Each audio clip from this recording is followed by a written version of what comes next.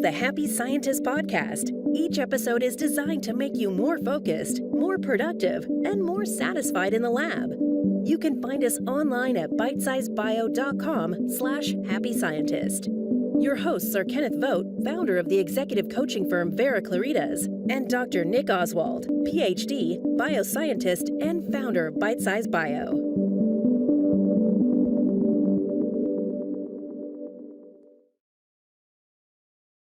Hello and welcome to this new episode where we will be talking about dropping grudges, how dropping grudges will change your life. Have you ever had a grudge before? Have you ever wondered if your justification for your grudge is actually the right thing to do? Or is there a way out? Can you let go of that stuff? Because sometimes, you're so justified. You're so right. And it just seems like you should pursue that. So we're going to talk about grudges, and we're going to talk about why dropping grudges is going to improve your life. It's going to make your career easier. It's just going to be better for you. But before we jump on that, the first thing we got to do is define it. So what actually constitutes a grudge? What do you have to say about that, Nick? Well, it's when you think you're right and someone else is wrong and you hold it against them, or someone else has wronged you, I guess. Sure. And it's so it's got this moral component to it. It's not just a matter of you said 2 + 2 = 5 and you're wrong, and now I can never trust anything you say. I mean, that's just a factual inaccuracy, but grudges take it to a different place. Grudges become emotional. So and you can just by that definition, you can look at that and go, I can see how this could cause problems in my career and how it could cause problems in my life. So one of the things you have to do is you got to see where you're doing it. Where am I actually doing it? Because many people will say to you, well, I don't hold grudges. In fact, I was looking for quotes on this, and there was just quote after quote after quote of all these people saying, I never hold grudges. And I'm like, yeah, I bet. I guess is one of the tests, do you feel like a victim? Right. So that is the question. How do you do a grudge? I mean, what are the methods that people use to hold a grudge? So when you mentioned one is play victim, is there anything else come to mind? I guess that you must be assuming that you're being, I don't know, you're morally superior to the other person, Yeah. And that notion of moral superiority, it can be taken to practically a religious level, but it could just be an ethical thing. It may just feel like, I'm so sick of this guy always showing up late for every meeting because he thinks he's so important and we're obviously so unimportant. And now we have a grudge about this. Yeah. Hey, he was here on time today, folks. It's amazing. But the point is, it could just be, the facts may be, okay, here's somebody that's late a lot. That happens. And sometimes it's disruptive. Okay, that may be happening too. But the grudge about it is like a separate thing, and it starts to affect how you're interacting with people. It builds up. You will find, and it'll affect you in two ways. On one way, it'll be, you might treat someone with less respect. You might trust them less. But you may also find yourself grouping up with other people so that, you can have a common enemy. and you're creating that enemy. It's not even a real thing. It's just, so you can see how you can get layers into this. And now you can get to where, like, maybe you don't have a grudge, but you've created a group that has a grudge. And even if you personally are free of it because you've associated with the group, now you're still having to play it out. and it's still going to impact your behavior and the behavior of people around you. So I mean, that's one of the ways that a grudge could be bad for you, and that it can start to negatively impact your social arrangements. And but is there anything else there that you might want to comment on, Nick, about how grudges can be bad for you? Yeah, well, I mean, it's like anything, isn't it? If something builds up resentment, it's hurting you because you're holding on to that, and it changes your behavior. And you know, it can really spiral up if you keep going, and if you keep it going, and if you keep building on it and looking for new evidence of why that person is all Yeah, that, and I was why thinking you're about that right. notion of new evidence, because we'll do that, and we'll make it true. And here's the proof. I've got new evidence, right? They were late again. See? Yeah, and obviously that shows they don't care about my time and they don't respect me. And we'll, even if we're not saying that kind of stuff out loud, we are saying it to ourselves, and it's going to impact our relationships. And relationships are going to matter if you're going to have a successful career. And then you do that, so you build that up, you make it more, you wind yourself up into more of a frenzy. It has an impact on the other person, so they start reacting to that, and then off you both go. That's potentially that. Yeah. And it could be that one of the reasons you have a grudge isn't that you started it; they started it. They have a grudge against you. Well, now you feel all righteously indignant. How dare they? Yeah. I mean, I walk in 3 minutes late and they act like the world ended. You know, and so then they start to justify and they start to develop a grudge against you. Right? And if you're on the receiving end of that, you start to develop a new grudge. So and you can look at this and say, see, it's not my fault. They made me. But it's we do get to decide how we are going to operate in the world. We don't have to be pathed by anyone or anything. So that does bring to mind that if we're gonna resolve that kind of thing, well, if you have a grudge against someone, you probably have something that you consider to be justification. So how do you let go of that with integrity? How do you do that? How do you well, because I had a good reason to have a grudge. Well, if I just let it go, am I not letting go of my own integrity? What do you think about that? Well, I guess I'm thinking that you go one step back first, and first you've got to be really honest with yourself. As are you holding it, to what constitutes a grudge? And I know that's why you've opened with talking about that. But it occurs to me there's things where you can go, yeah, I'm holding a grudge there. It's quite obvious to you. But if you go, if I think about it for myself, it's like the definition is much wider than what I would immediately think as a grudge. The definition is much wider. Anything you're holding against anyone that changes the way that you think about them is by definition a grudge. So how do you let that go? I guess that the first thing is, for me, would be not realizing that I might not be right. Exactly. What makes me right? Yeah, it's a really powerful thing to have humility and realize I'm not always right. Another way you can look at it is how much emotional charge is there here? Is this just a practical matter? They don't ever put their tools away.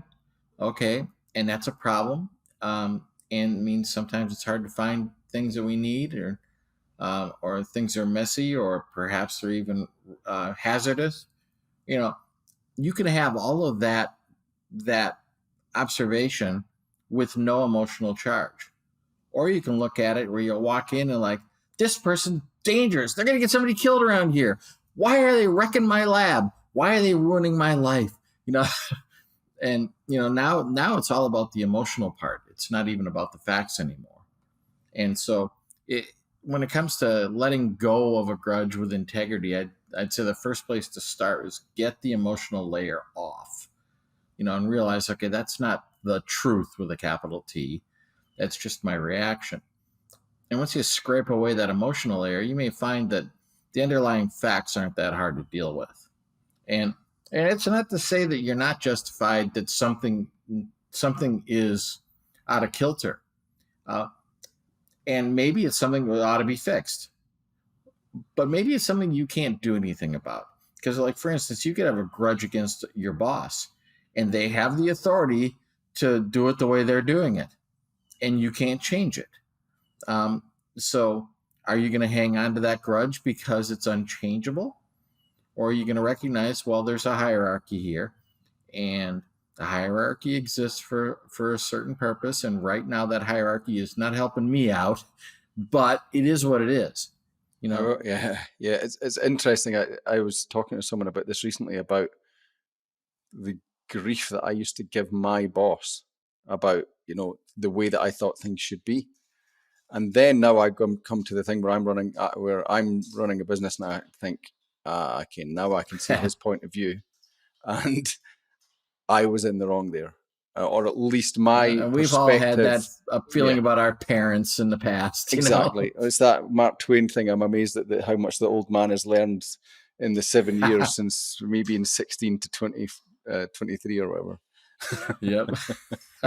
But yeah, Yep. I guess that's back to realizing that your perspective is limited, though, isn't it? Right. And it's a really powerful thing that if you are a experienced, educated, you know, um, renowned scientist, you still have a limit in your perspective. You still only see what you see, and boy, never lose that. I don't care how many Nobel prizes you win. Never lose that. I don't know. You might argue that the more you go, I mean, that's one of the challenges of you become more educated, or you become more older and more experienced and whatnot. And the challenge is not to hold all those grudges and let them reinforce each other, or not even grudges, but just biases, and let them reinforce each other, and then it makes it easier for you to hold a grudge, sort of thing. It's the challenge of being able to do that once you've become more and more, you've gone further and further down a path, if you like. If that makes sense? It might be more difficult to do it, even as a Nobel Prize winning scientist, as a presumably very experienced scientist. You're very far down one road. You might have picked up viewpoints and things that make it more difficult to see things in another, from someone else's perspective, compared to a 10-year-old child or something like that. Sure. Well, yeah. I mean, you may look at that and think, "Oh, look at them. And they're very innocent eyes, and of course they're questioning this because they just don't get it." You know. So it got me thinking about the idea of politics. And I mean office politics, lab politics, not politics on the world scene, but that kind of grudge is really scary. If somebody stabbed you in the back, somebody stole a sweet project away from you, or they got funding that should have went to you in your estimation, or something along those lines, where you got hurt, something happened and it was damaging. And I don't just mean you got your feelings hurt. It might have really been damaging to your career, or it might have been at least a setback for you. And so you could look at that and go, well, how am I supposed to let that go? Am I supposed to trust this person now after they did me so wrong? It's like, well, no. The opposite of grudge is not trust. You don't have to replace one with the other. You can still look at them as being as dubious as they actually are. There's no reason you have to lose your awareness that I got to be careful. This person could do something like this again, or what they've already done may continue to cause harm. That's fine. But if you're spending all your time thinking about how you're going to get them back, how you're going to hurt them the way they hurt you, you're going to waste so many cycles, so many brain cycles. You're going to detour your creativity to something that's just useless, that's not going to be helping. And and you need your brain cycles. You're doing hard work, you're doing difficult work, and you can't waste it on holding grudges against people and holding mock trials in your head. Well, that's interesting, isn't it? Do you want to use your RAM up, to use the computer analogy, on solving problems, or on being angry at someone that you think has wronged you? And because also what happens, it only generates stress for you, primarily it generates stress for you, and that's, that must be where a lot of stress comes from, I would guess. Sure. Well, it's stress that you have control over. If you didn't create it, it wouldn't be there. So now the one other thing I wanted to cover too is to flip this around, because sometimes we're on the receiving end of a grudge. Somebody has a grudge against us. And so, and there's two possibilities here. One is we earned it. We deserve the grudge they have against us. We're the one that, screwed something up for them. Okay. But in other cases, it's like, I don't have this coming. They aren't seeing it fairly. So given those two circumstances, what do you do? What do you do if you've earned a grudge? What do you do if somebody has a grudge against you that you don't deserve? You're asking me what I do?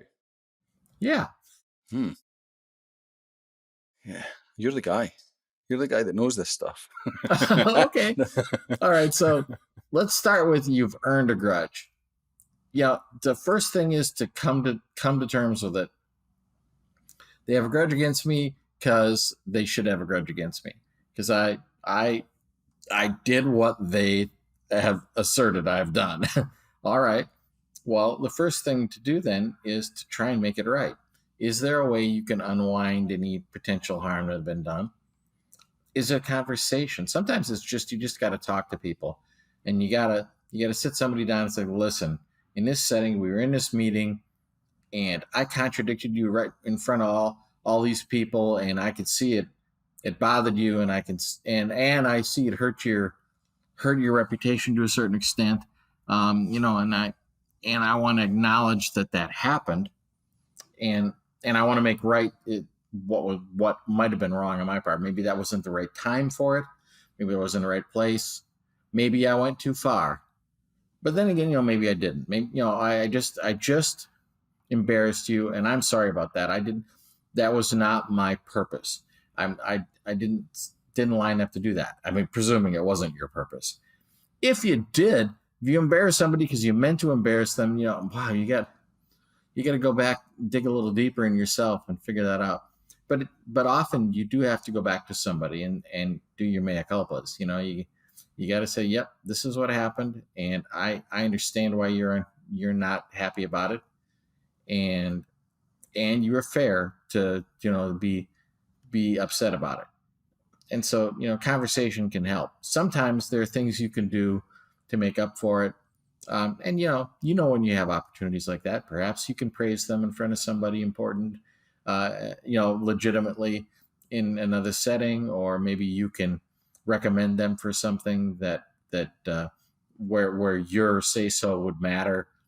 You can take those opportunities and try and undo the grudge they can hold against you, because you don't want them to have a grudge against you. Grudges aren't just a problem for you. That if they have a grudge against you, it'll still be a problem for you. So if you can unwind it, it's still worth the cost. It's worth eating a little crow sometimes. It's worth it admitting you were wrong if you were wrong. So there's all that. Now, if it's something where you weren't wrong, they've got a grudge, but it's like, look, they were about to launch into something, and they were going to burn a bunch of money. They were going to do something dangerous. They were going to do something that would be harmful to our cause. And I had to speak up. I couldn't let it keep going. Well, yeah, in that setting, you might go, well, I can't back down because I'm not wrong, in this setting. After you've re-examined and made sure that you're coming from the right place. So in a situation like that, if you can have a conversation with somebody privately and clear the air, that's optimal. Sometimes they're emotional about it and they're not going to be able to receive it that way, and there's nothing you can do about that. You may not be able to win them over in that regard, but what you got to watch for in a situation like that is, if they really don't have a legitimate cause to have a grudge against you, you're in a much safer position. If there's anything at all about it that's legitimate, you got to deal with that. You have to face it, and you gotta work through that. But if somebody's just got an irrational grudge against you, that will show up in front of other people. Other people will realize they're not being fair. And so your protection is to make sure that, as far as it depends upon you, you've been as peaceable about it as can be. You've done everything you could do. You publicly demonstrated that you tried to have dialogue with them, and you've admitted their strong, if they've got some strong points that are valid. You've not admitted, maybe too the wrong word, but you've acknowledged that they're strong points, but you're also going to stick to your guns about their weak points. And sometimes you'll win people over that way. Sometimes, there's nothing you can do. They're going to be vengeful. That's just what they're going to do. And you can't beat it, and you can't worry about it. But I love that phrase, though, insofar as it depends upon you. Do the part you can do. So that's what it's like to be on the receiving end of an unfair grudge. I guess that what all of that requires is quite a lot of honesty. On one side, quite a lot of honesty on your part, even about that might be quite painful. It's easier to not look at what you've done or is it easier to stick to your viewpoint and not allow the kind of the pain that comes from realizing you were wrong on one side. But then I guess the downside of that as well is that that you could just go too far and just lie about that it was all me when it wasn't, because it's the easier way out of the argument. So how do you kind of balance that? Well, I think we have to have an adherence to the truth. So it being self-denigrating when it's not accurate isn't helping your cause. People will respect you if you will admit when you're wrong, but they won't respect you if you admit to wrongs you have not committed, and they know it. They know. Come on, why are you being such a doormat? That's not a respectable place to come from. On the other hand, though, if you can maintain your self-respect and your self-confidence, one of the easiest ways to do that is to admit to small wrongs as quickly as possible. Get in front of things before they get out of hand. Before you just can't save face. It's so much easier to go, I dropped the ball there, or I missed that, or I was wrong in that conclusion. And that's very disarming. Yeah. So, however, there is the politician's use of that, of disarming it and then never doing anything about it. So I guess you've got to follow up and be sincere that it's not just about saying it. Yeah, it's about integrity. And I love the word integrity because of its physical meaning. We talk about integrity in something, the physical integrity of something. It's that it's holding together. And if you start there from the physics definition of integrity and start to apply it into human interaction, well, now integrity isn't just, it's not just a moral thing. It's a practical thing, a very practical thing. So it's worth it, even if you don't want to go down this philosophical road. it's what works. And that's what we want here. The whole point is to have a career that makes sense, and where you can keep moving forward and keep building. And grudges are not going to get you there. They're just not going to do it. Yeah, I think that's a good bottom line there, is that grudges don't help you or anyone else, and to realize that when you're holding them, be really, kind of, the more, I guess the more aggressive is not the right word, but the more, the looser your definition of a grudge, and the better for you, because the less kind of, it's like sand in the gears, that thing with relationships. Yeah. Grudges are less, baggage. How yeah, much the less you baggage have can of you that, carry around? yeah, and the more honest, the more you can reflect on what are you doing that's causing these things, or what can you do, what can you honestly say to other people that's causing these things, to the other parties, to help resolve. Then the worst thing you could do is assume that you're right and stay in the same position all the time and keep making these things build up, or keep assuming you're wrong and allow them to build up like that as well. So worse yet, saying you're wrong when you don't believe you are. Oh my! Oh, that as well. Yeah. Yeah. Well, that's about all I have to say about grudges today. How about you, Nick? Good. No, I think that's. I won't hold a grudge for you continually talking about me being late, but it's fine. Everyone does. It's quite funny. I'm getting better. Anyway, it's good. I'm taking on board the feedback. Yeah, I think that's quite useful, and hopefully people can see where they can apply that in their lives. And please hit us up on our Facebook group if you would like to do that. I guess that all that's left to do is to say thanks, Ken, for another great episode, and we'll talk to you all again next time. All right. Thanks, Nick. Thank you for listening to the Happy Scientist podcast, helping you to become a happier, healthier, and more productive scientist. To get more Happy Scientist podcast episodes and all of our downloadables, please go to bitesizebio.com/The Happy Scientist, all one word. And in particular, you might want to spend some time on episodes 1 to 9, where we talk about the foundational principles of human needs, core mindsets, and charisma factors, which we refer to in many episodes. You can also hook up with us on Facebook at facebook.com/The Happy Scientist podcast, all one word, to get latest episodes and additional material. We hope to see you there.